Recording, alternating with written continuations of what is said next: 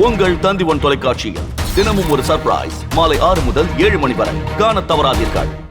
பட்ஜெட்டில் தமிழகத்திற்கு 0 என திமுக சொல்வது அப்பட்டமான அரசியல் என பாஜக மூத்த தலைவர் தமிழிசை சவுந்தரராஜன் விமர்சித்துள்ளார். உள்ளர்த்தம் கற்பித்து இது நமக்கு இந்த மாநிலத்திற்கு, அதுவும் மாநிலத்தில் 0 அப்படின்னு வேண்டுமென்றே சொல்லிக் கொண்டிருக்கிறார்கள். அப்படி இல்லை. இந்த மாநிலத்திற்கு, நம் தமிழ் மாநிலத்திற்கு, நம் தமிழகத்திற்கு, நம் தமிழ்நாட்டிற்கு என்னென்ன தேவையோ அது எல்லாமே மக்களுக்காக கொடுக்கப்படும் என்பதைத்தான் பாரத பிரதமரும் நிதியமைச்சரும் தெளிவுபடுத்தி இருக்கிறார்கள். அதனால் தமிழக மக்களை தவறாக தமிழக முதலமைச்சரும் திராவிட முன்னேற்ற கழகம் திசை திருப்ப வேண்டாம் என்று நான் கேட்டுக்கொள்கிறேன். அதேமாக எல்லா விதத்திலுமே அதிகமாக நிதி ஒதுக்கப்பட்டிருக்கிறது தமிழகத்திற்கு.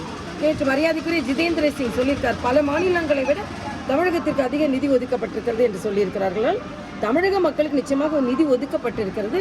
ஆனால் இது ஒதுக்கப்படவில்லை என்று சொல்வது அப்பட்டமான அரசியல். இதை தமிழக முதலமைச்சர் கைவிட வேண்டும்.